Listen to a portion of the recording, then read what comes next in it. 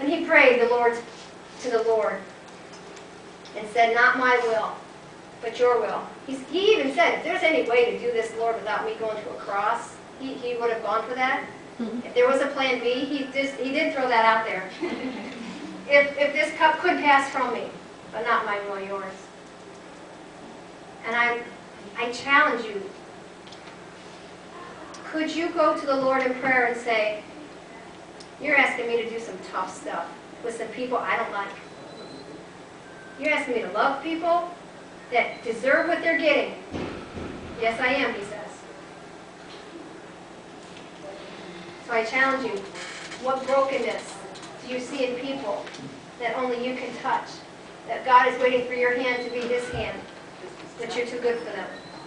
And I'm not talking about just those who are strung out or those who stink. That's what we think. I'm talking about that person at work that you have a grudge against. I'm talking about the family member who you will not forgive. They don't deserve your forgiveness. Besides, that would mean they win. If I forgive them, then that means they win. Well, forgiveness is the best form of revenge. Because you unlatch them from you. That anger, you release it. Does it mean that what they did was okay? Absolutely not. But it means you're no longer bound by that, because anger and unforgiveness only terrorizes you. It doesn't even affect them.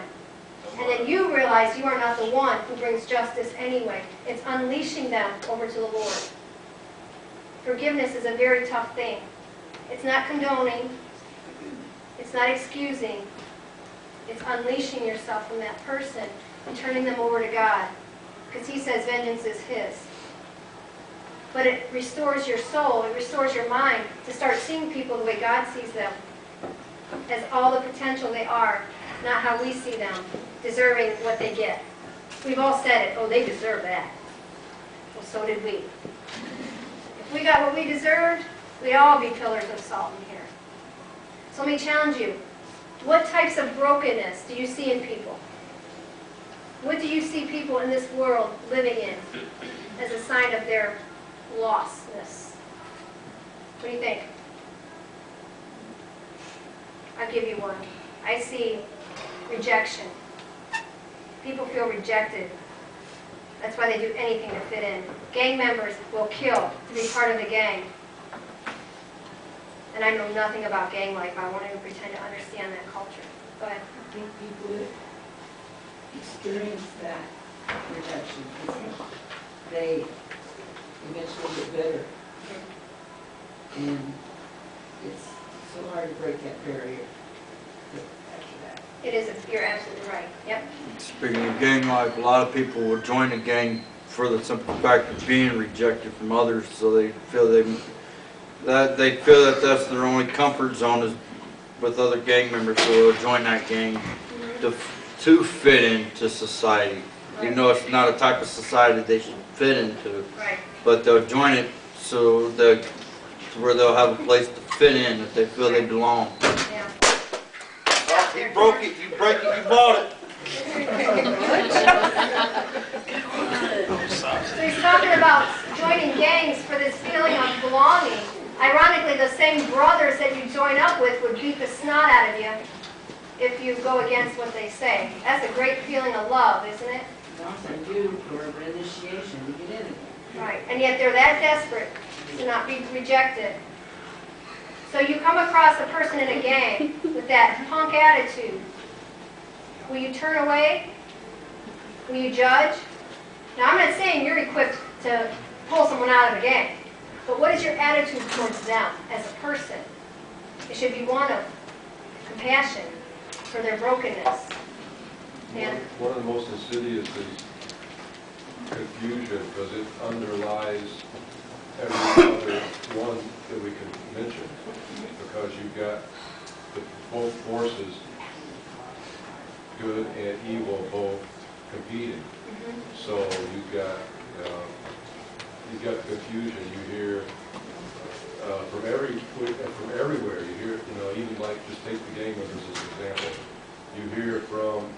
They hear from grandma, who was raising them in church when they were little, And then they kind of got away from that when they got in their young teens, and so, but grandma's still pulling that whenever they see her on holidays. And then they got the gang members pulling that, and they've got the confusion going back and forth, and then everybody's got confusion in their lives, and the lies you hear on the news. We're not hearing the truth from any direction, That's true. except from the Lord, you know. You're right. So people are wandering with no basic truth. And Jesus is the truth. The truth is a person. And we're going to learn that more fully in a few weeks because this is building up to something. If we have that attitude towards other people, how are they going to find Jesus? Right.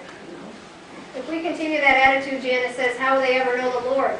Because all they're getting from us is the same rejection, which reinforces why they're doing this stuff. Yeah, Ricky? About gang members, you said that you asked if we would reject them. It's easy to say no when you're not face to face with them, but when you're right there with them, it's hard because Right. it's hard not to reject them because of their past and the way they Right. live. Right, absolutely. And I'm not saying going up and put yourself in It's not harm's right way. neither, but because they need to feel that love. Right. I'm actually friends with someone from the gang.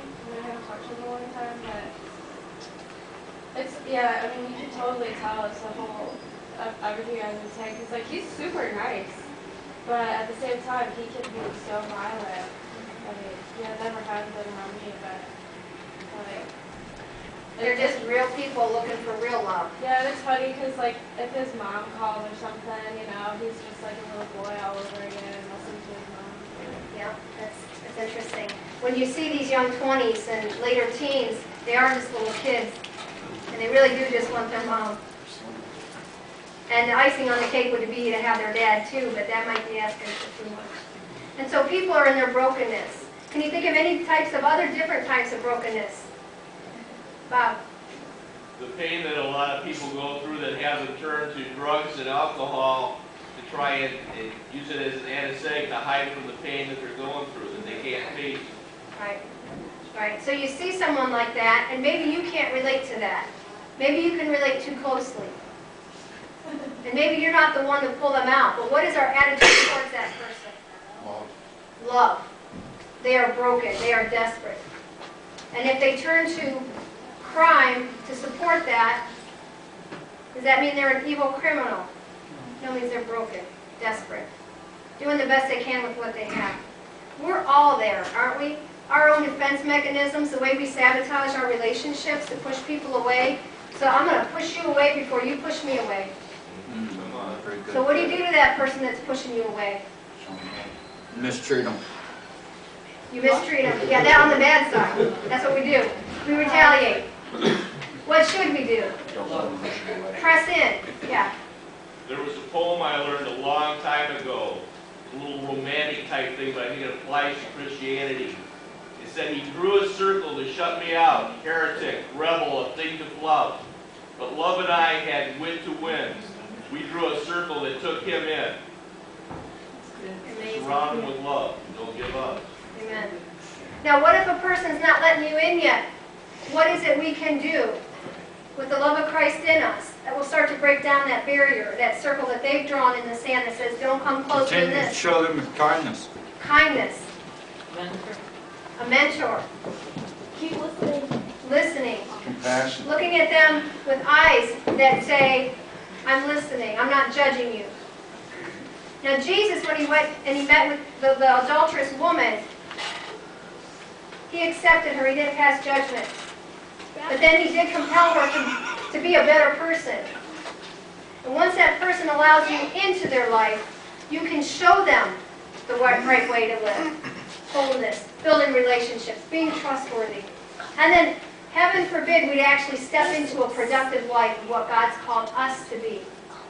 That's the amazing miracle. Not only are we called not to be a menace to society, we're called to snatch people from their own self-destruction.